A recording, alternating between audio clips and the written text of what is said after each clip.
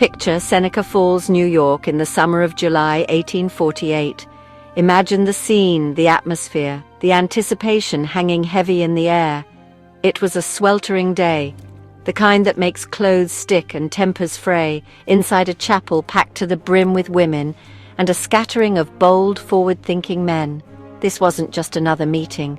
It wasn't a social gathering or a simple town hall event. It was the very first women's rights convention held in the United States, the initial spark of what would become a full-blown revolution.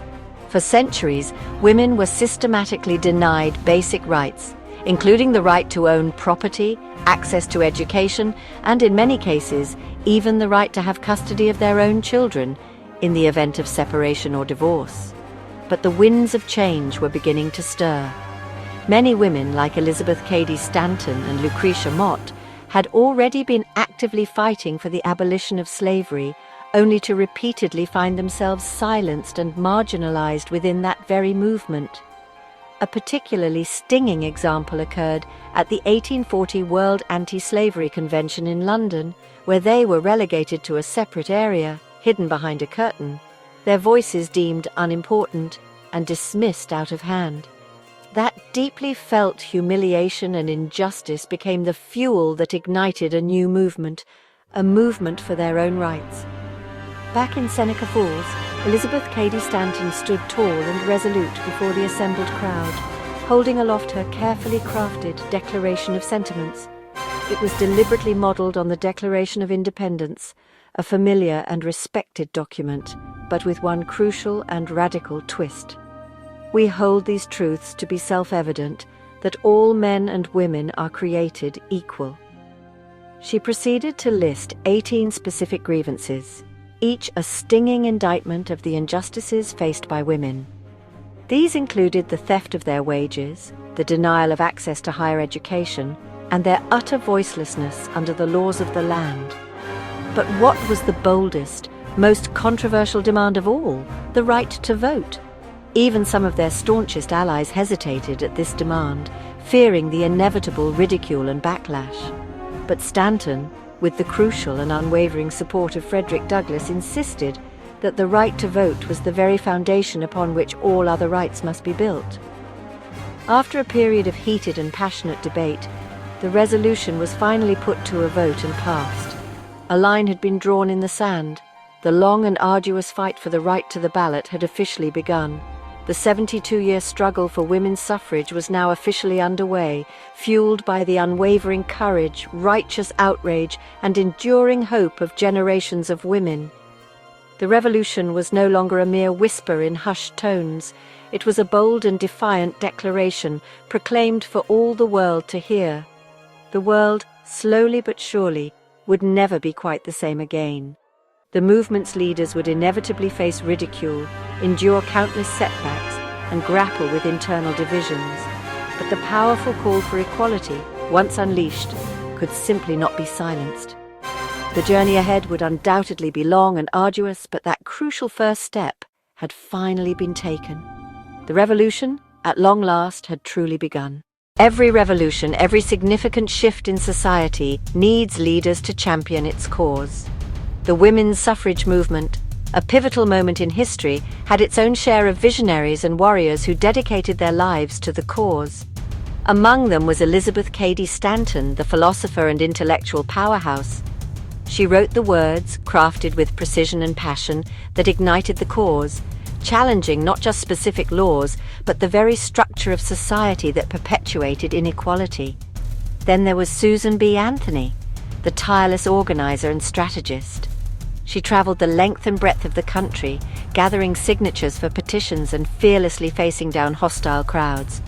Together, they were an unstoppable force, a dynamic duo that complemented each other perfectly. Stanton forged the thunderbolts of ideas, and Anthony fired them with unwavering determination. And then there was Sojourner Truth, a woman born into the brutal reality of slavery.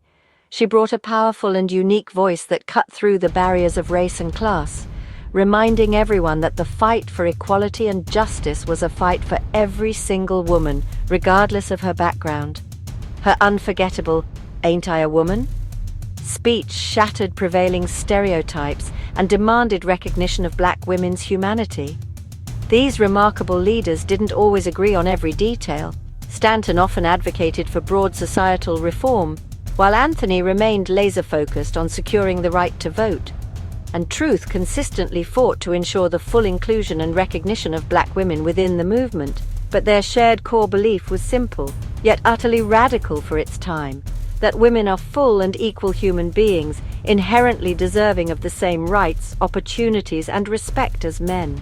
Their unwavering passion, their tireless efforts, and their profound conviction fueled the women's suffrage movement for decades.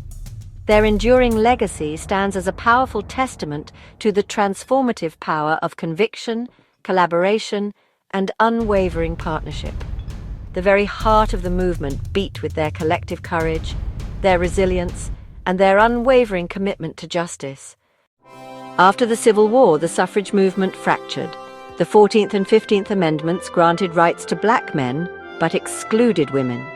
Stanton and Anthony refused to support any amendment that left women out, forming the National Woman Suffrage Association to fight for a federal amendment. Lucy Stone and others, believing in incremental progress, supported the amendments and formed the American Woman Suffrage Association, focusing on state-by-state change. The split was bitter, dividing friends and weakening the cause. For over 20 years, the two groups competed for influence and resources. The dream of unity was lost, but the fight continued, now on two fronts. The path to equality was never straight. The movement learned that even allies can clash over strategy. The years after the split were grueling. Suffragists traveled, organized, and petitioned, often ignored and ridiculed. Progress was slow, but hope flickered in the West.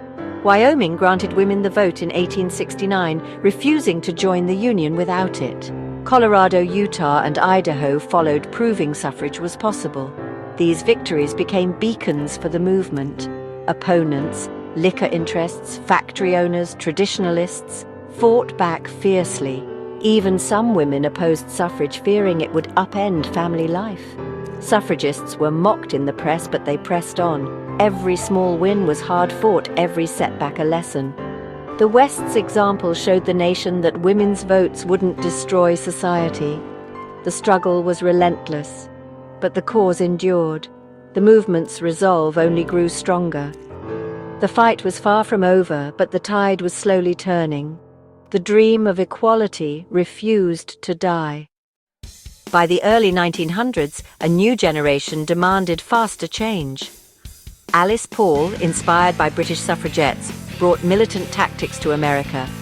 She organized a massive 1913 parade in Washington, D.C., a spectacle that turned violent when crowds attacked marchers. The public was outraged by the brutality, and sympathy for suffrage soared. Paul's confrontational style split the movement again. She formed the National Woman's Party, determined to force a federal amendment. The era of polite persuasion was over. The fight moved to the nation's capital. With bold protests and relentless pressure, the movement's energy was reborn. The struggle became national news. The radicals would not be ignored. The battle lines were redrawn. The final push had begun. The National Woman's Party escalated the fight, picketing the White House in 1917. The silent sentinels stood with banners demanding liberty from President Wilson. When the U.S. entered World War I, public opinion turned hostile. Protesters were attacked, arrested, and jailed for obstructing traffic. In prison, they endured brutal conditions and violence, culminating in the infamous Night of Terror. Alice Paul and others launched hunger strikes, only to be force-fed in a torturous ordeal. News of their mistreatment shocked the nation. The government's abuse became a public relations disaster. The suffragists' suffering exposed the hypocrisy of American democracy. Their courage forced the country to confront its values. The pressure on politicians mounted. The movement's resolve was unbreakable. The world was watching. The cost of justice was high, but the cause was unstoppable. The nation could no longer look away. While radicals protested, Carrie Chapman Catt's Norsa played politics. Norsa supported the war effort, proving women's patriotism and value. The dual strategy, protest outside, persuasion inside, cornered President Wilson. He could not champion democracy abroad while jailing women at home. Under mounting pressure, Wilson endorsed the suffrage amendment in 1918. The House passed it immediately. The Senate remained a hurdle. Decades of struggle had finally moved the president. The finish line was in sight. The movement's two-pronged attack was working. With Wilson's crucial support, the 19th Amendment, a beacon of hope for millions, passed the House of Representatives. This was a monumental step forward. However, the journey was far from over, as the amendment stalled in the Senate, facing fierce opposition and a seemingly insurmountable deadlock. Undeterred, suffragists campaigned relentlessly across the nation, their voices echoing in every town and city. They focused their efforts, targeting those senators who stubbornly opposed their cause, engaging in intense lobbying and persuasive arguments. Finally, in 1919, after decades of struggle, Congress, recognizing the undeniable momentum, sent the amendment to the states for ratification. 36 states, a supermajority, had to ratify it. A daunting challenge that required winning hearts and minds in every corner of the country. The entire nation watched with bated breath as state after state voted, the outcomes hanging in the balance. Victories and defeats piled up, creating a roller coaster of emotions for both sides of the debate. By the summer of 1920, the finish line was in sight, with only one more state needed to secure ratification. All eyes filled with anticipation and anxiety turned to Tennessee, the potential final battleground. The situation in Tennessee was incredibly tense, with the vote deadlocked, reflecting the deep divisions within the state and the nation. Nashville quickly transformed into a heated battleground, a place of intense lobbying, whispered bribes, and the symbolic display of roses, distinguishing suffragists from their anti-suffrage opponents. The fate of millions of American women, their hopes and dreams, rested on the outcome of a single crucial vote.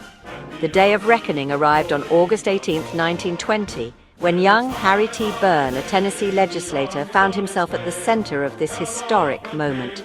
He was ultimately swayed by a heartfelt letter from his mother, urging him to support the cause of women's suffrage. In a moment that would forever be etched in history, he broke the tie, shifting the momentum. With a deep breath and a sense of purpose, he cast his vote, uttering the word, "I." The chamber erupted in a cacophony of sound.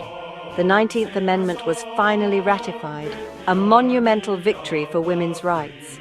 The long and arduous 72-year struggle, filled with countless sacrifices and unwavering determination, was finally over. Women across the United States had finally won the fundamental right to vote, a right that had been denied to them for far too long. The nation was forever transformed, its democracy strengthened by the inclusion of millions of new voices. The power of a single vote, cast with courage and conviction, had rewritten the course of American history, paving the way for a more just and equitable society. The dream that had been born in Seneca Falls, a vision of equality and empowerment, was now enshrined in law, a testament to the power of perseverance. The revolution for women's rights had triumphed, ushering in a new era of political participation and social change. The 19th Amendment doubled the American electorate overnight. Women were now citizens with a voice, not just extensions of their families. The world didn't end, democracy grew stronger. Women's votes changed politics, bringing new issues to the forefront. The first federal social welfare law followed, proof of women's new power. But the victory was incomplete. Many women of color remained disenfranchised for decades. The fight for true equality continued, inspiring new generations. The suffrage story is one of persistence, courage, and the power of protest. It's not just women's history, it's American history. The right to vote is a right to be claimed, not given. The struggle for a more perfect union goes on.